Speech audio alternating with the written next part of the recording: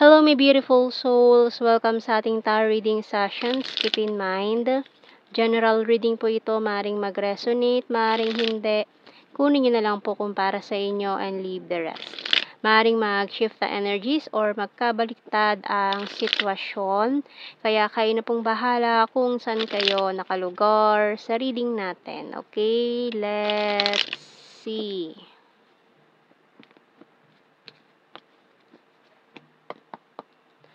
So, we have here the Five of Cups, the Queen of Pentacles, Knight of Swords, the Two of Swords, and the Ten of Wands.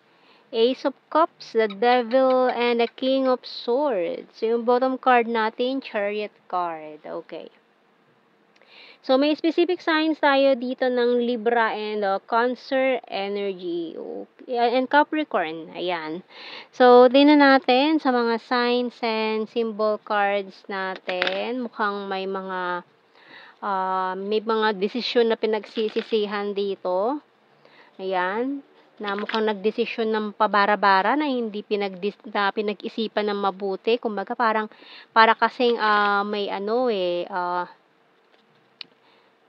minadali, kumbaga pinag-decide ka ng madalian, ayaw mo siguro ng gano'n, lalo na kung may Libra ka, strong Libra, kasi mga Libra ayaw niya ng pinagmamadali sa mga decision making, gusto namin pinag-iisipan niya na mabuti, ayan, kaya parang after nun, magdesisyon ng mabilisan, parang pinagsisihan, sandali, parang mali, parang I'm not satisfied or hindi ako masaya sa naging desisyon ko. Ayan. So, tingnan natin. We have here, ayan na nga, coins and diamond. So, mukhang may kasi, ayan with these Two of Swords natin dyan. Undecided about something or someone or kung ano man to. Mukhang may pinagpilian siya na dalawa or sa dalawa namili siya, pero magkamali pa siya ng pinili. Kumbaga, itong coins kasi na to, isang original and isang reflection lang. Kumbaga copy. Kahit sabihin pa natin premium copy. So, hindi pa rin talaga siya yung original, 'di ba? Kumbaga, hindi naman siya kasi yung legal, ganyan, legal wife or ano. Kahit sabihin niyo pa, hindi premium copy naman yun. So, kahit pa, or sabihin sa ating clone, ganyan. So, hindi pa rin siya totally kasing worthy nung original with this diamond, no? Ayan, parang nang hinayang siya na pinakawalan pa niya yung diamante, tapos pinili niya yung clone lang, copy, kahit sa premium copy daw, 'di ba? At least kahit premium copy yan, fake pa din, no? 'Di ba? So we also have here the broom and compass. So talagang pinagsisihan niya ng matindi yung desisyon niya na maaaring pinili niya yung taong yun, na may pinili siyang tao na naging dahilan ng crying energy niya dito with the Five of Cups and Ten of Wands. So, ang bigat ng pakiramdam niya ngayon, no? Para siya nabudol. Ayan, waterfall. So, ngayon, may mga crying energy nga dyan. Talagang iniyakan niya. Iniyakan ka ng taong yan dahil sa maling desisyon niya. So, let's see, kuha tayo ng card natin. Anong masasabi ng Archangels? So, ayan, healthy lifestyle. So, para to sa lahat. Kahit hindi mag-resonate tong reading na to, para to sa lahat na baka nakakalimutan nyo. Ayan, healthy lifestyle. So, ayan, may mga nade-deprive din dito dahil nga sa bigat ng sitwasyon. So, maaaring itong taon to nagkakaroon na rin ng health issues kasi parang napapabayaan niya na rin yung sarili niya. Parang nagpapakapagod na lang siya para kalimutan lahat ng maling desisyon niya sa buhay. Ganyan, parang pinaparusahan niya yung sarili niya. No, kaya ito isang kung ikaw 'yon, pinaparusahan mo yung sarili mo kasi nagsisisi ka or dahil mali yung nagawa mo or decision mo, 'di ba? So parang you are depriving yourself, no, na hindi naman dapat, na hindi maganda. So ayan para to sa lahat by Archangel Raphael. Eat a healthful diet, get adequate sleep, and exercise regularly for optimal health. So maaaring marami nakakalimot na yan ay gawin yung mga yan. So, huwag niyong kalimutan ng health kasi isa sa pinaka-importante sa lahat.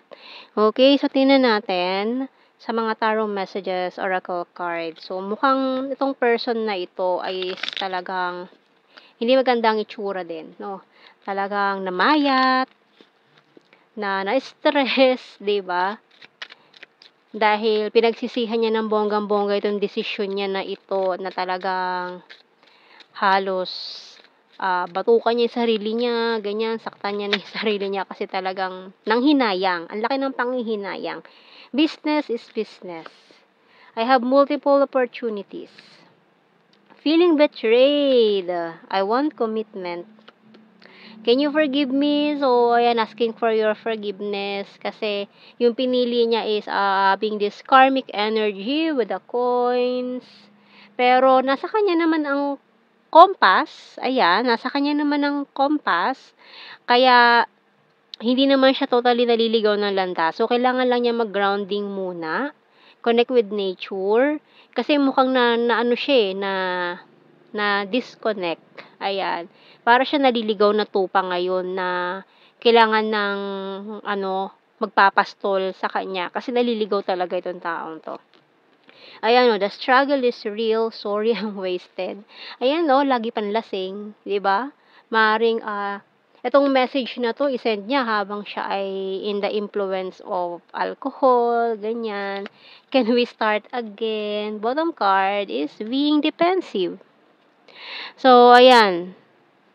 Mukhang may mag-send nga rito ng drunk call or drunk message, ganyan, with this letter na, ayan, so, maaaring i-deny niya pa ito. Nakainom siya, nag-send siya ng message. And then, after nun, mukhang i-delete niya. Pero, after niya mahimasmasan, is i-deny niya na nag-send siya ng message. Ganyan, pwedeng ganun. And let's see more na mga messages natin dito sa The Hidden Truth Oracle cards.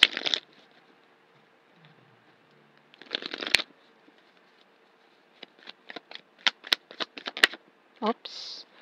Ayun to pa I know I messed up everything. So, mukhang abinado naman siya na nasabotage niya tong connection nyo.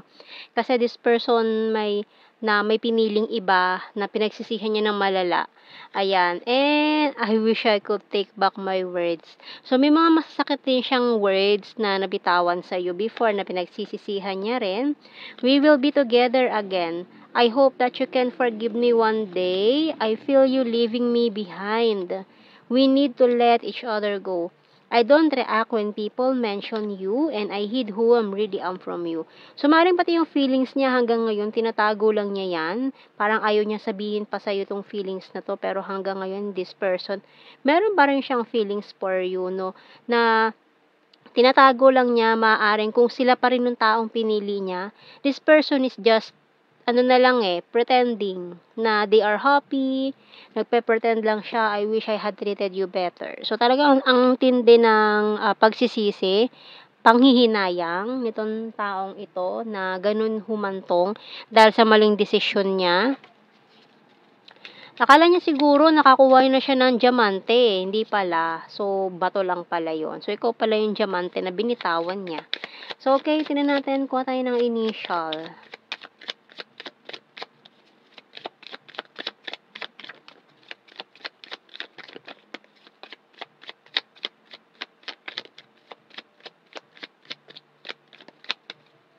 TJ, A, S, X, and H, P, N, R, Q, ito pa, U, letter E, Y ang bottom card. So, let's see sa blue card natin. We have here Destiny. Ayan na nga ang regret. And past life lover. Okay, so let's see sa ating general signs and messages. So we have here July, maring special month, birth month, vulnerable, or huling nag-usap kayo is July pa. We have here North, PH, soon, ayan, very soon. Quiet person, Cancer sign, South, PH, Aries sign, Scorpio, number 4, 9, selfie-holic, has a dirty sense of humor, trustworthy, Beach, maaaring iba sa inyo March, yung huling usap. Libra, Leo, Sagittarius, ang daming signs. Eh, baka yan mga naging third party, ha? Maring Sagittarius, Leo, and Libra. Fire sign, Aries, Leo, Sag. So, kompletong fire sign. 8, very lucky, popular, and December. So, yan ang ating reading, my beautiful souls. Thank you for watching. Take care, and God bless. See you in our next reading, guys. Bye-bye.